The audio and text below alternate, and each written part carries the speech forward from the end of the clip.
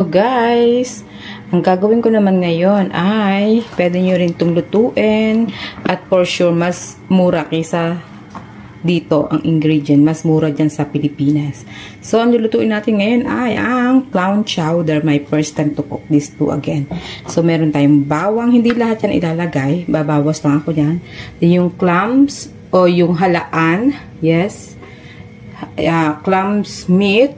In Tagalog yan ay yung halaan or tulya. And then meron tayong celery, may onion. Ito yung 1 large onion, i-dice nyo siya. And then potato. And then ito yung sabaw ng sabaw siya ng clams. Kasi nasa lata yung binili natin. Dahil hindi naman katulad sa Pilipinas na nakakabili tayo ng fresh. Kaya alam ko mas masarap sa Pilipinas. Kung sa Pilipinas to natin gagawin. And then meron tayong half and half. And then may mashed potato si Kano na ganyan. Sabi ko parang gusto ko siyang ilagay instead of, pero lalagyan ko din siya ng konting flour. Papakita ko sa inyo kung paano. Ang flour niya siguro mga quarter cups lang na flour. Yung, or, Daddy, can I use cornstarch? Ha? Dapat bacon yung papaano natin. Kaya lang, hindi pwede ang bacon. Kasi pork yung bacon. Eh, may guest tayo bukas na hindi kumakain ng pork. So, butter lang yung inano natin. So, ganyan lang siya. And then, ilalagay natin yung onion. So, ayan. Init na siya. Talagay natin ng onion.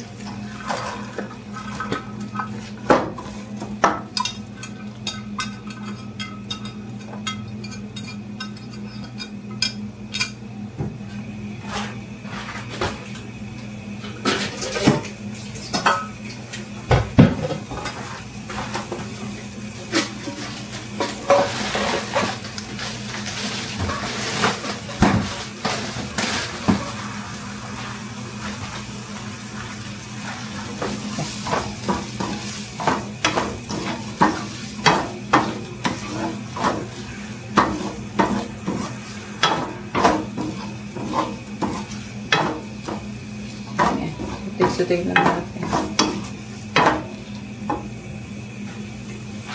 Tapos, bumili din ako ng extra na, diba? Dito lahat ang bibili. Hayaan mo lang siya ng suti. Tapos, palagyan na natin siya ng garlic. Yan lang ang aming lang. Palagyan natin ito dahil hindi natin kakailangan.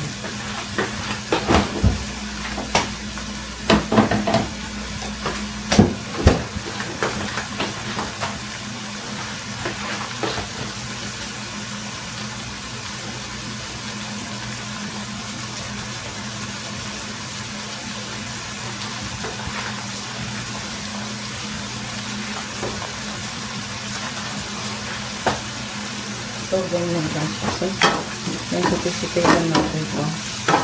Hindi na sa maano yung ano. Then, celery, right?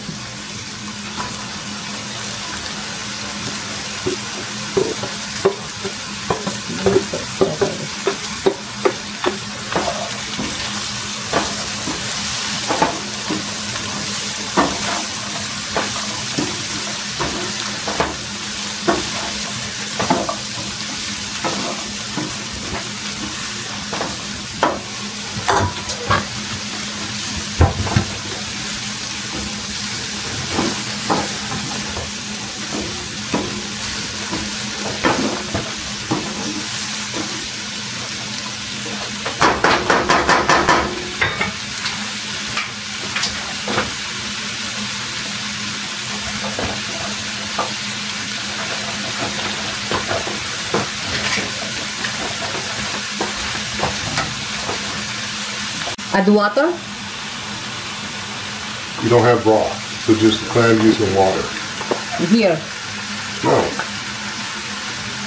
Where?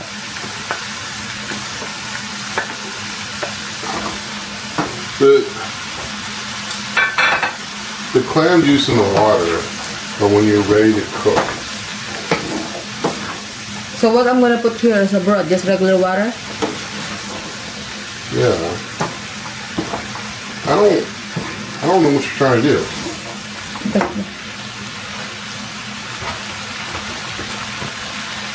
So guys, ayan, mag-ano tayo sa kabilang kalde, sa ibang nilagyan naman. Ito naman yung isang cup of butter siya. And then ito yung harinang gagamitin natin. Pag nilagay nyo ito, continue lang yung ano nyo, yung mix. Para hindi mamuo yung ano, harina.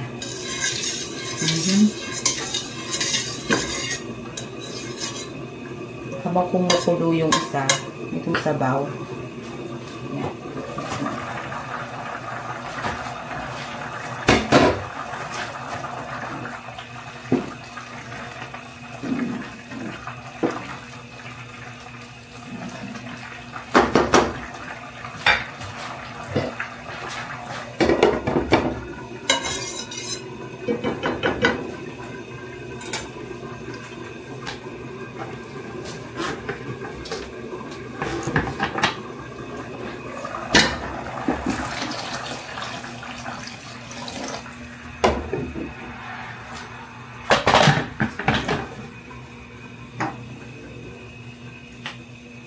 Hina lang ang apoy guys. Hinaan nyo lang ang apoy para hindi masunog. Huwag nyo ilalahat yung ano, harina. Dahan-dahan. Dahan-dahan lang ang lagay nyo.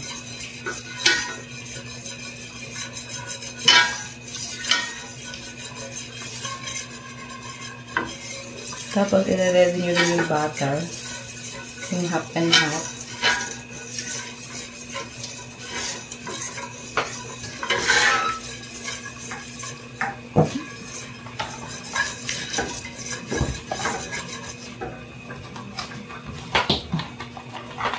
Dahan-dahan lang ang paglalagay.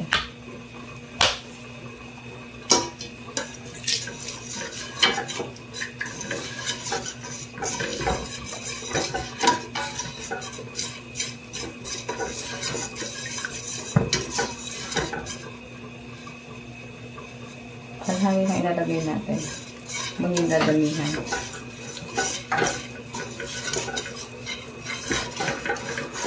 Ganyan.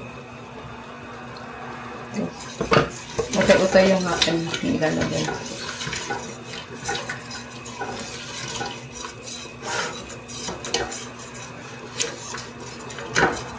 Ano lang siya. See?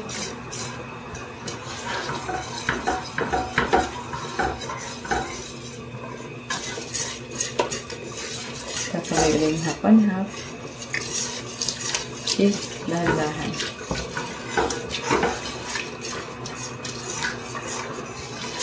Matagal natin nare-request ni Jessica itong clam chowder na to.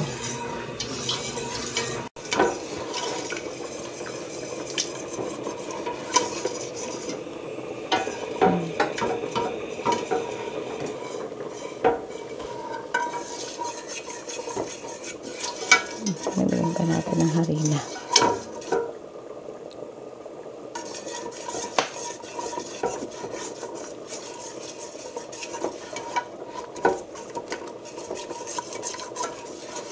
Nakangawit pa ng maghalo nito.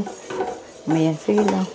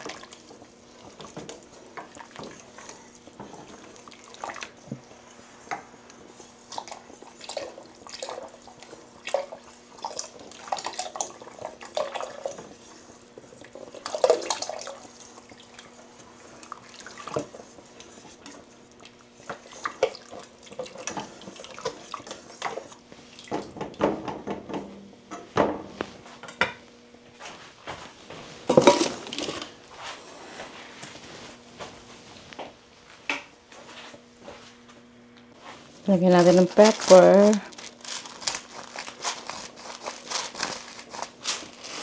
That's it.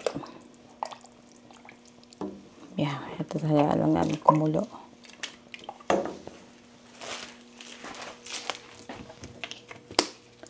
Meron kami ditong parsley na ano eh. Nasaan na kaya yun?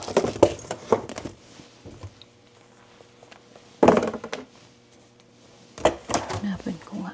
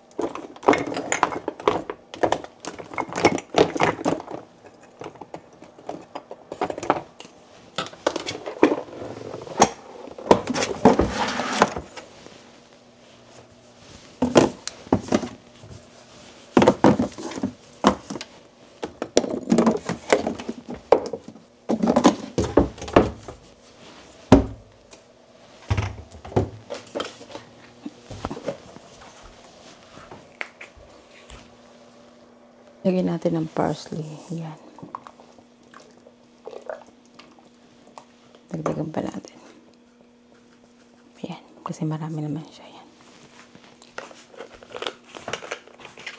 Dry parsley yan.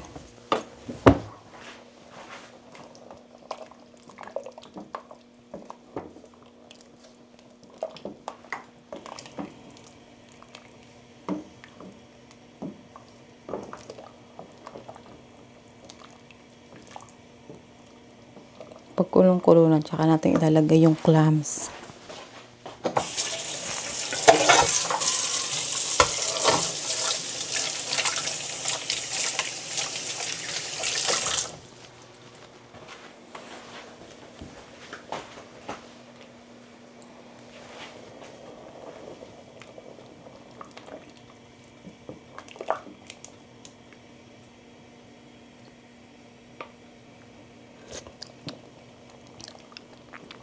Sarap.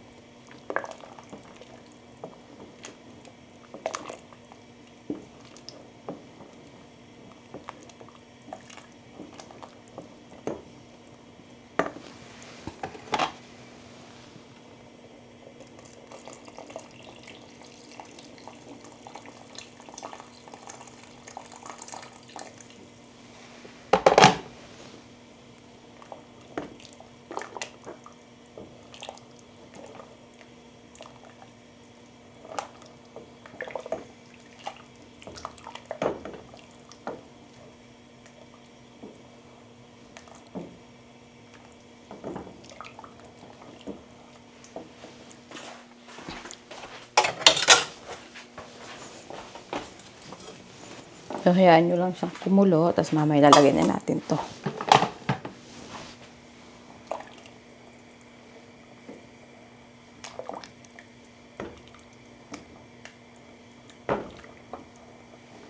Okay, update ko kay mamaya. Yung kumukulo na. Hayaan mo lang kumulo ng kumulo hanggang sa malabog yung mga patatas. Madudurog din yan. Diba? Tapos lagay natin yung clams. Pagkulong-kulong na. Maraming clams masarap. Kasi yung nabibili sa tindahan, alam nyo ba? Puro sabaw. Sabaw na, tapos puro ano pa. Puro patatas. So, huli yung ano, kasi luto na naman yung clams. Diba?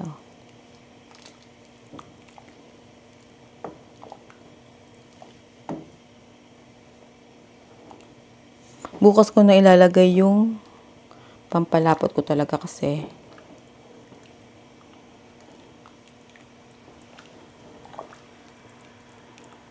hayaan mo lang siyang kumulo para kulo siya lang kulo para lutong-luto yung pinakang ano niya. Hayaan mo lang. Time to time, dapat haluin natin.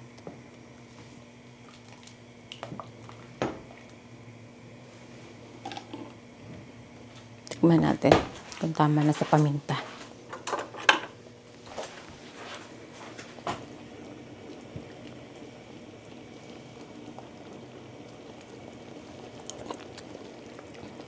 Sarap.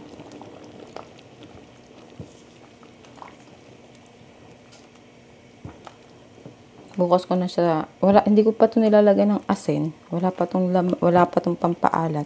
Siguro dagdagan ko yung paminta. Kasi yung paminta parang kulang. Kulang yung paminta niya. Lagay natin ng ito, lagay natin. Mas mapa.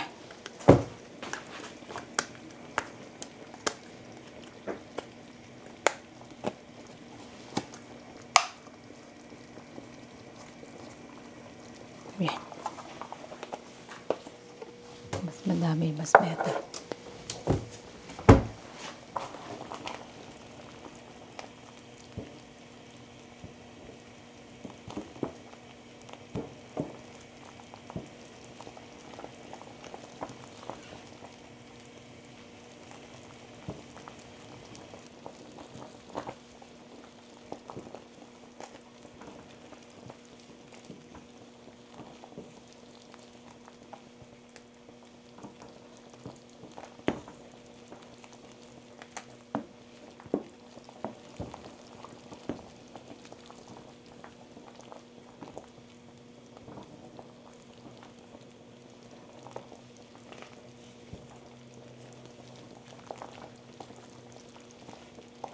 Yan, ganyan lang guys.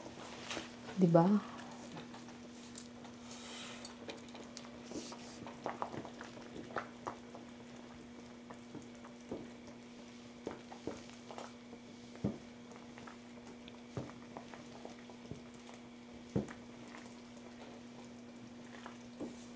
Yan guys. Luto na ang ating clown chowder.